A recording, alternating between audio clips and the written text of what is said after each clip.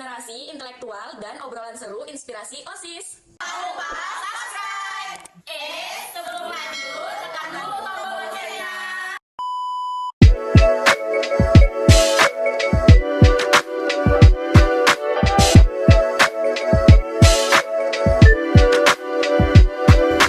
Assalamualaikum warahmatullahi wabarakatuh. Hai Sobat Skansa, kembali lagi bersama kami di podcast Geniosis, Generasi Intelektual dan Obrolan Seru Inspirasi OSIS. Saya Bunga Zara Ahmadiyah Putri sebagai host pada podcast kali ini. Jadi tema kita ialah membahas tentang makanan bergizi, di mana makanan bergizi ini merupakan salah satu dari 7 kebiasaan anak Indonesia hebat yang telah diluncurkan pada bulan Desember 2024 lalu. Oke, sebelum kita mulai ke pertanyaan-pertanyaan yang menarik nih seputaran makanan bergizi, boleh dong untuk Ibu memperkenalkan namanya terlebih dahulu. Perkenalkan, saya Dr. Roria Elisa Kasuarina Simanjuntak. Saya dokter yang bertugas di Puskesmas Muara Wahau 2 PDC. Baik, terima kasih Ibu. Nah, jadi di sini ada seputaran pertanyaan menarik nih mengenai makanan bergizi. Boleh dimulai Ibu? Boleh. Ya. Yang pertama itu, apakah itu makanan bergizi dan apa saja kandungan yang terdapat di dalam makanan bergizi Ibu? Oke, jadi makanan bergizi itu adalah makanan yang mengandung nutrisi atau gizi yang dibutuhkan oleh tubuh. Nah, apa aja kandungannya? Jadi makanan bergizi seperti yang pernah kita pelajari waktu SMP, pasti udah pernah belajar ya, belajar biologi, terdiri dari 2 makro dan mikronutrien. Jadi makronutrien dan mikronutrien itu misalnya contohnya kayak makronutrien itu ada karbohidrat, ada protein, ada lemak. Nah, itu adalah nutrisi yang sebagian besar dibutuhkan tubuh untuk energi. Lalu ada mikronutrien itu seperti mineral, vitamin, serat.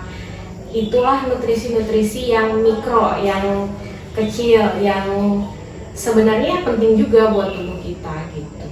Jadi ada 2 jenis, makro dan mikronutrien gitu. Kalau untuk detailnya banyak banget, kayak protein nanti dibagi 2 lagi Secara rinci. ya, secara rincinya pasti banyak banget, tapi secara garis besarnya ada seperti itu. Seperti itu. Nah, ini untuk pertanyaan selanjutnya ini, contoh dari makanan bergizi itu seperti apa Ibu? Oke, kalau contoh balik lagi nih, kan tadi ada makronutrien ya. Iya. Yang jelas makanan bergizi itu adalah makanan yang kalau orang zaman sekarang bilangnya, kids zaman now bilangnya real food. Iya. Real food tuh misalnya kayak dari karbo dulu ya, karbohidrat itu ada makanan pokok kita seperti nasi atau kentang gitu, makanan-makanan yang mengandung karbohidrat.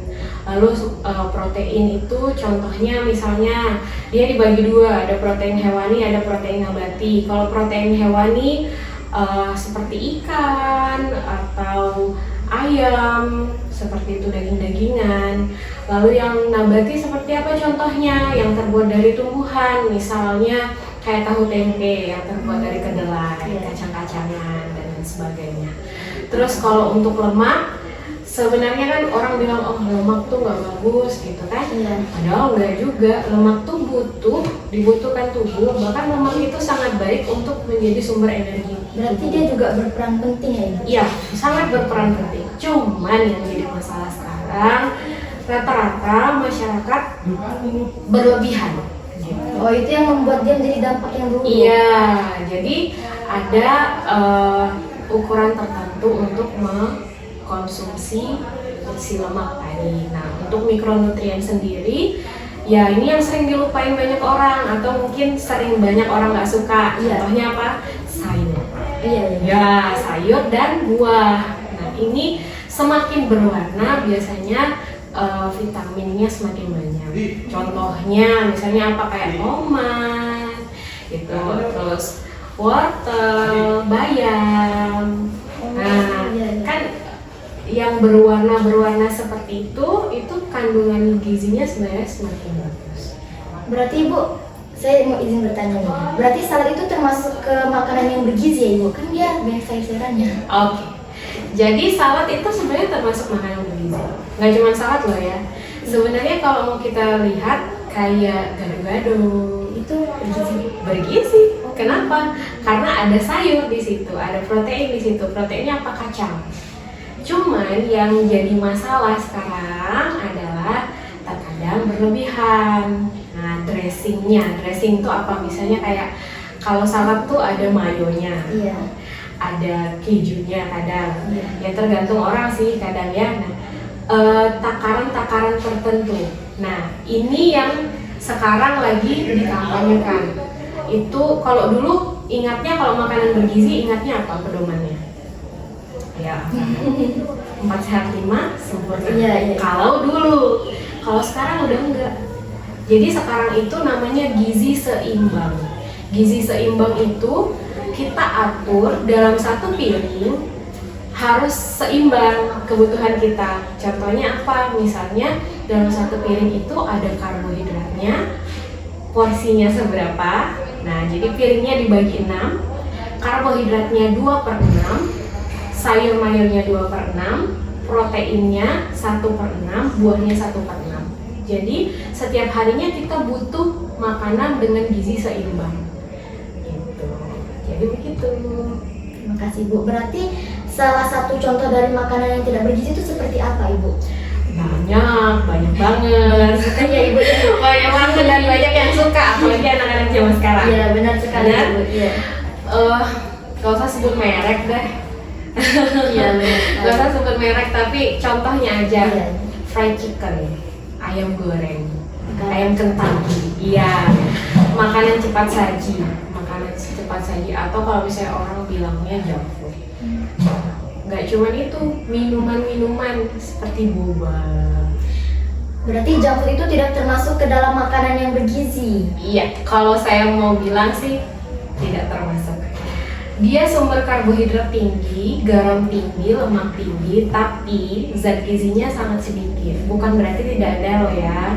Kalau misalnya kayak makan burger, ada tomatnya, ada sayurnya gitu kan, tetap ada. Cuman lebih tinggi kadar lemaknya, lebih tinggi kadar karbo dan garam itu yang paling tinggi di situ. Karena apa? Banyak mengandung misalnya kayak itu kan dagingnya udah diolah tuh. Iya. Dan itu pasti campurannya banyak. Iya. Ada ya penyedap rasa bener, MSG kalau orang bilang gitu kan. Nah, jadi lebih banyak hal negatifnya daripada yang positifnya. Ibaratnya kalau gue bilang seperti itu. Jadi junk food tuh nggak termasuk kalau saya bilang bukan.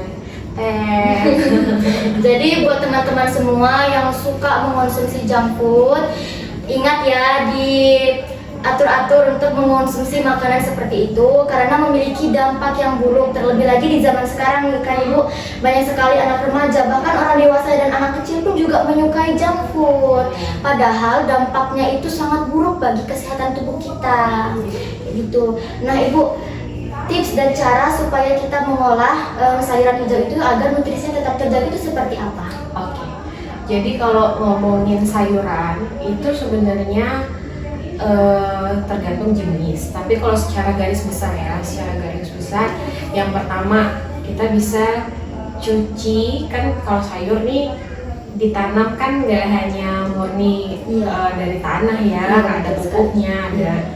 Jangan lupa dicuci sayurnya. Cucinya gimana? Kadang kita rendam ya kan.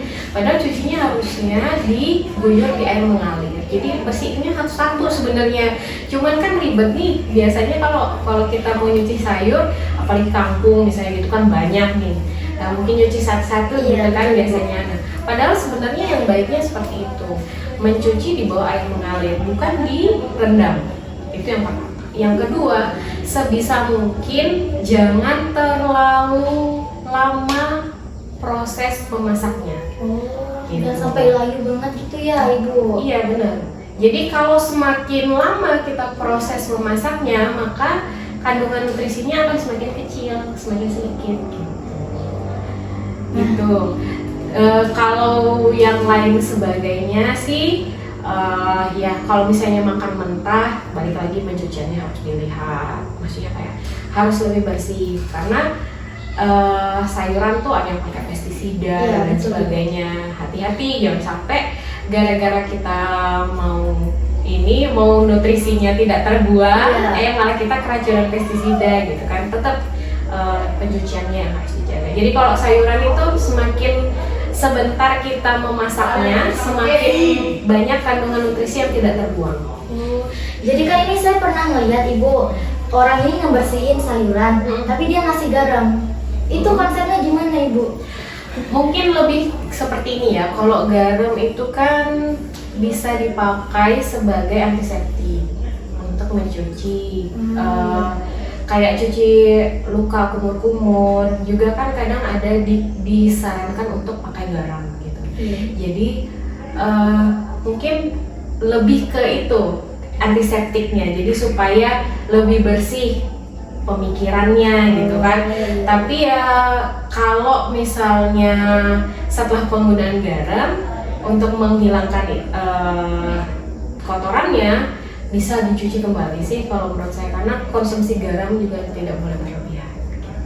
Jadi kalau bilang salah sih sebenarnya tergantung pilihan masing-masing. Cuman kalau memang harus mencuci menggunakan garam, jangan lupa dibilas kembali supaya garamnya nggak numpuk di situ. Oh iya ibu, saya ada satu pertanyaan nih yang tiba-tiba muncul tentang junk food. Boleh. Kan banyak sekali nih anak-anak remaja sekarang yang mengonsumsi junk food. Nah itu apa sih dampak salah satunya dari berlebihan mengonsumsi itu? Oke, jadi apa yang masuk ke dalam mulut kita itu menentukan masa depan kita. Nah, jadi nggak cuma sekolah yang nentuin masa depan kita ya, bukan cuma sekolah, tapi apa yang masuk ke dalam mulut kita.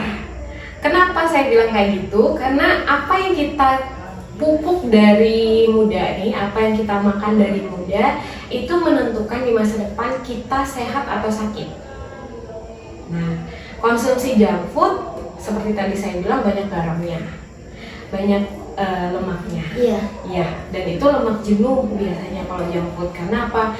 Mengandung kayak penggorengan yang terlalu lama atau proses pengolahan makanan yang terlalu lama gitu. Kayak misalnya olahan untuk contoh ya, burger kan, olahannya itu dagingnya kan udah nggak baru lagi, pasti udah diolah, udah dicampur MSG, campur tepung dan lain sebagainya, terus diproses supaya bisa bertahan lama. Nah jadi itu akan menghilangkan zat gizinya. Padahal kalau kita mengkonsumsi garam secara berlebihan, di masa tua kita bakal kena satu, tekanan darah tinggi.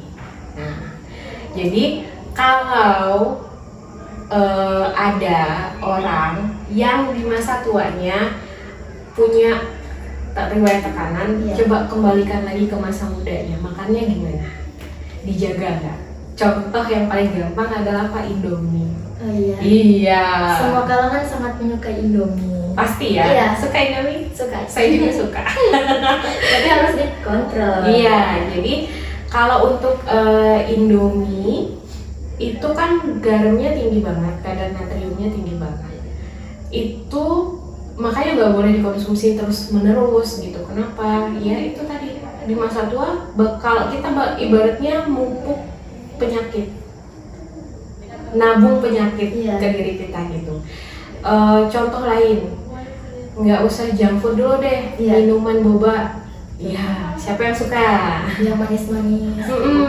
Gak usah boba deh, apa namanya, kopi-kopi, ya zaman now gitu, banyak banget. Warna-warna. Iya, banyak banget kan ininya. Coba lihat itu sepanjang jalan, pasti sangat-sangat banyak outlet-outlet minuman seperti itu. Beragam macam. Beragam macam sekarang. Dengan satu kopi aja bisa banyak jenisnya gitu kan.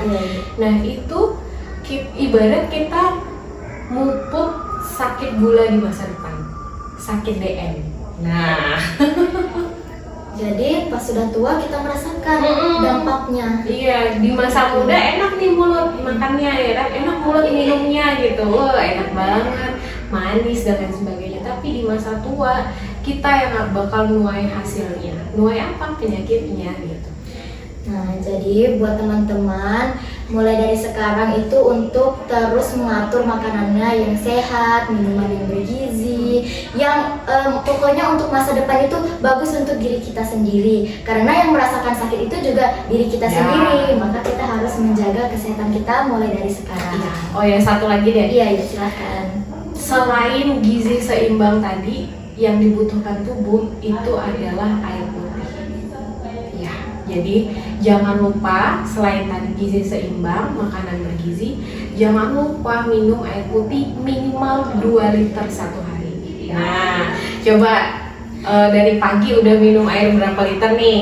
Nah, hitung-hitung. Baru setengah. Nah, itu yang sering kadang orang lupa. Iya. Kenapa? Jangan sampai di masa tua, selain kita minum kena diabetes atau tekanan darah tinggi, hipertensi, kita juga kena penyakit ginjal gara-gara kurang minum.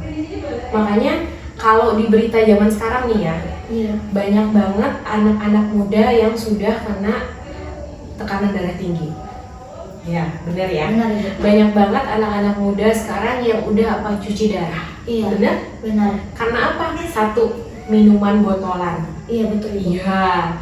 Terus yang tadi saya bilang, minuman kemasan yang sekarang dijual bebas di mana-mana. Yang banyak warnanya, Iya. yang beragam, seperti itu. Jadi kalau bisa yang banyak warnanya dan beragam itu sayur mayur dan buahnya. Iya.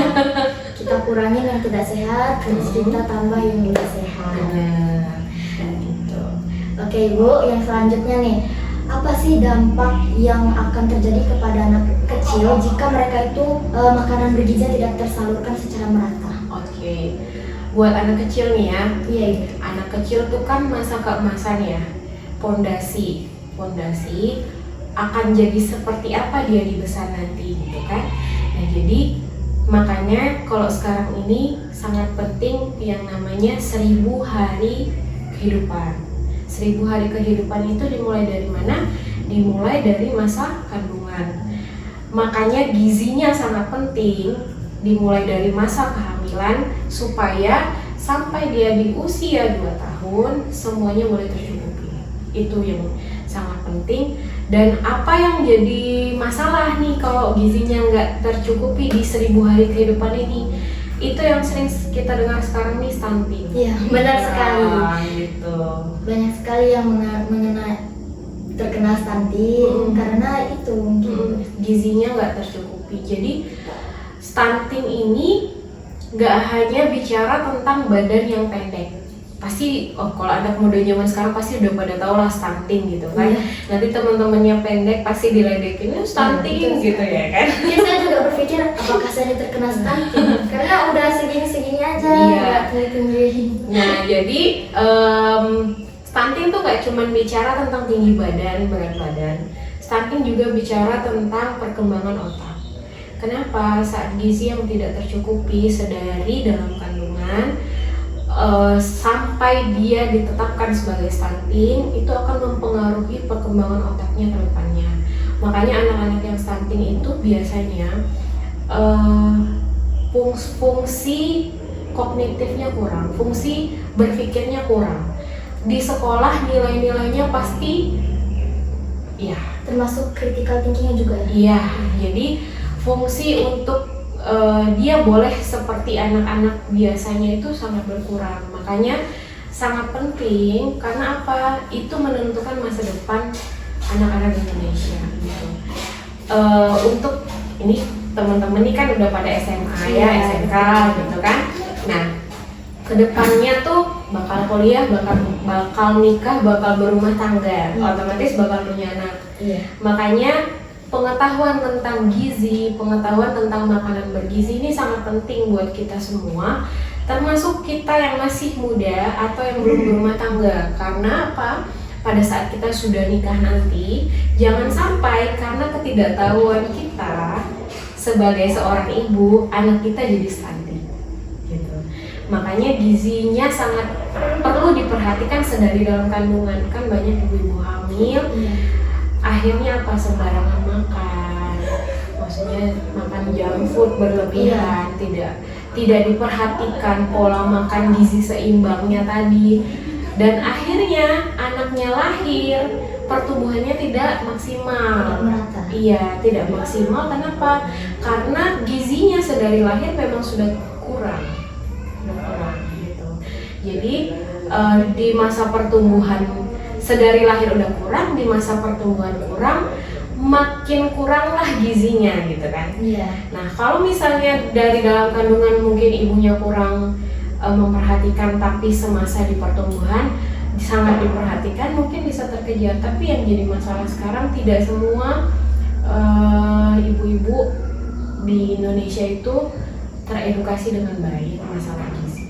Itu sih. Jadi untuk anak-anak muda pesannya, jangan lupa edukasi sebaik mungkin, tapi balik lagi harus dicari dulu sumbernya yang baik, jangan kemakan hoax, kan kadang banyak hoax ya. Betul sekali. Jadi sebelum kita bertindak, maka kita harus menyaring dulu terlebih dahulu supaya tidak kemakan hoax. Iya, dan bagus banget ini podcastnya. Kenapa? Saya senang diundang ini karena itu salah satu media edukasi, supaya makin banyak orang teredukasi pentingnya gizi seimbang, pentingnya menjaga makan, pentingnya mengatur apa yang harus saya makan dan apa yang harus saya tidak makan. Iya, saya juga sangat senang karena bisa menjadi host dan jadi lebih tahu mengenai makanan bergizi itu seperti apa, yang awalnya tidak tahu menjadi tahu seperti saya sekarang ini. Iya. Dan sudah tidak terasa podcast kita telah berakhir. Terima kasih banyak untuk Ibu Roria yang telah mewakilkan dari Puskesmas 2, dan saya sangat bangga dan senang karena sudah mengetahui dan mendapatkan edukasi mengenai makanan bergizi. Jadi ingat ya teman-teman, pesan dari Ibu Roria untuk menjaga makanan yang bergizi dan jangan berlebihan dalam mengonsumsi suatu makanan. Baik, saya akhiri. Sampai jumpa di podcast kita selanjutnya. Dadah. Bye. Terima kasih ya Ibu. Iya.